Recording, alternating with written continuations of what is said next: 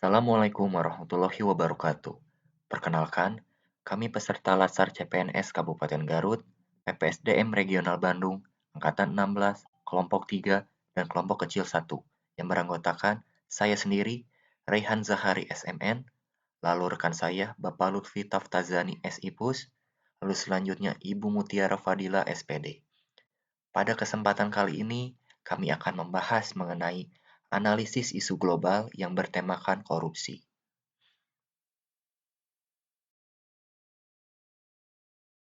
Berikut ini adalah cakupan materi yang akan dibahas, di mana terdiri 4 tahap. Yang pertama, pra-analisis, yaitu mengidentifikasi isu korupsi dengan metode pentahelix. Selanjutnya, menapis isu.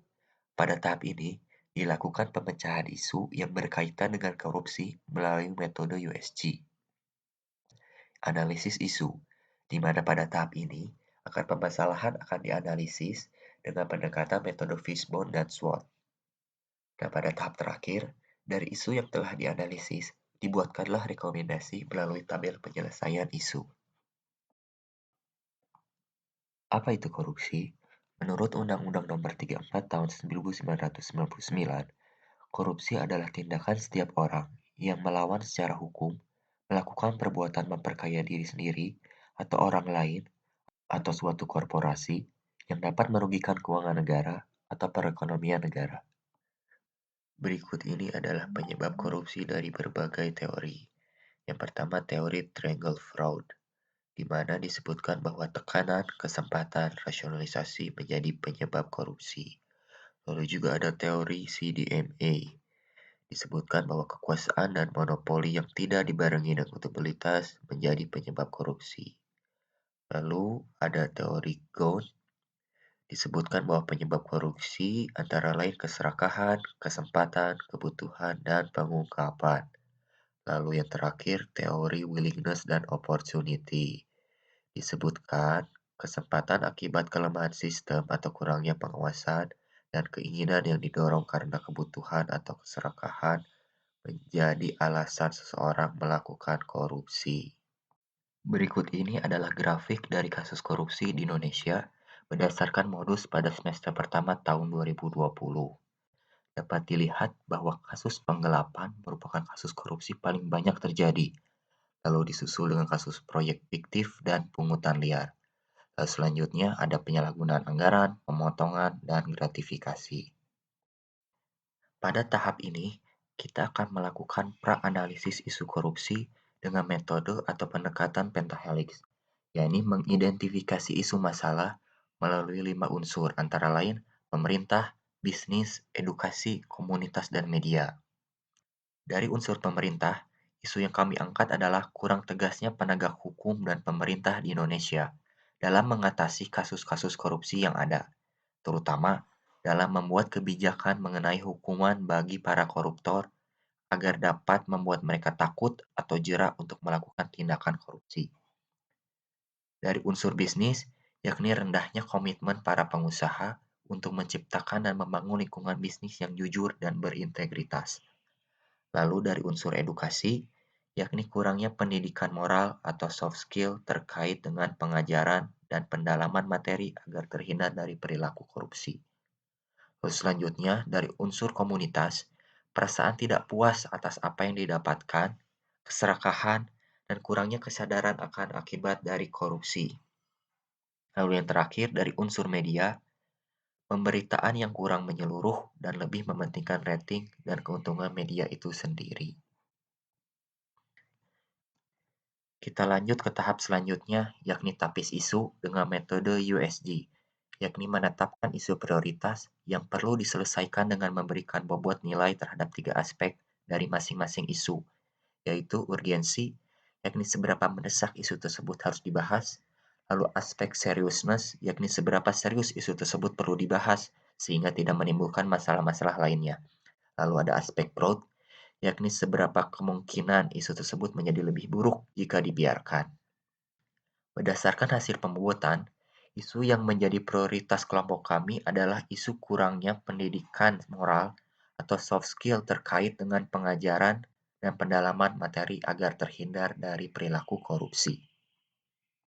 Analisis fishbone adalah suatu pendekatan terstruktur yang memungkinkan dilakukannya suatu analisis lebih terperinci yang selanjutnya digunakan dalam analisis ini dengan tujuan untuk dapat menemukan apa saja penyebab-penyebab maraknya kasus korupsi. Pertama-tama dari faktor individu. Penyebab korupsi dari faktor individu adalah adanya sifat serakah atau minimnya moral dan rendahnya soft skill. Yang kedua adalah dari faktor lingkungan. Penyebab korupsi dari faktor lingkungan adalah menganggap korupsi adalah hal yang biasa dan hal itu pula yang menyebabkan berkembangnya kegiatan korupsi. Selanjutnya adalah faktor organisasi. Penyebab korupsi dari faktor organisasi ialah kurangnya keteladanan dari pemimpin dan manajemen yang menutupi. Dan yang terakhir adalah dari faktor aturan. Penyebab korupsi dari faktor aturan ini adalah lemahnya perundang-undangan tentang korupsi dan kurangnya tingkat penyelesaian penyelidikan korupsi. Analisis dengan menggunakan metode SWOT. Penggunaan metode SWOT dalam analisis ini digunakan untuk mengevaluasi faktor yang menjadi kekuatan, kelemahan, peluang, dan ancaman. Yang pertama adalah kekuatan atau strength. Adalah pemerintah memegang kekuasaan penuh dalam perumusan kebijakan yang terkait dengan hukuman para koruptor, dan lembaga atau instansi adalah yang mengatur penggunaan dana.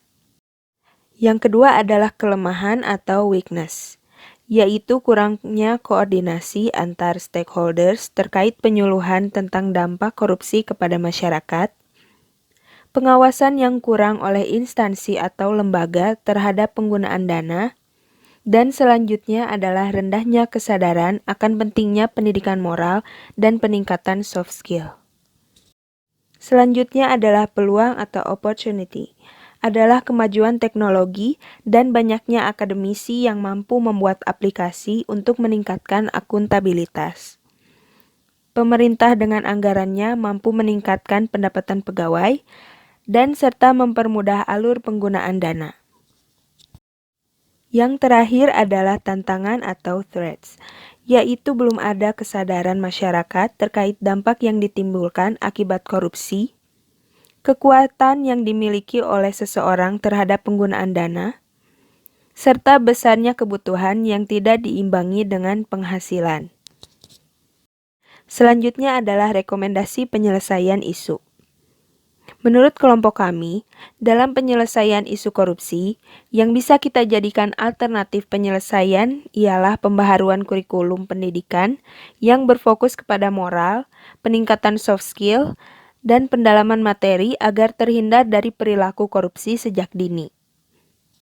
Maka dari itu, tahapan yang harus dilakukan adalah yang pertama, pemerintah memperbaharui kurikulum pendidikan yang berfokus pada pendalaman materi dan dampak dari perilaku korupsi.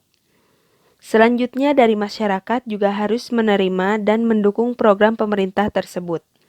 Sebagai pendidik juga melaksanakan kurikulum baru dan bahan ajar yang sesuai dengan kurikulum baru. Sebagai pengusaha juga bisa membantu dengan mengadakan penyuluhan atau pelatihan mengenai pendidikan moral dan soft skills.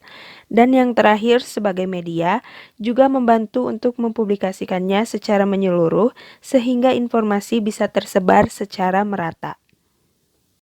Maka, hasil yang diharapkan adalah terciptanya penerus bangsa dan calon pemimpin yang berintegritas, jujur, bertanggung jawab, dan beretika dalam kehidupan berbangsa dan bernegara. Pihak-pihak yang terkait yaitu diantaranya ada dari pemerintah, pengusaha, pendidik, masyarakat, dan media.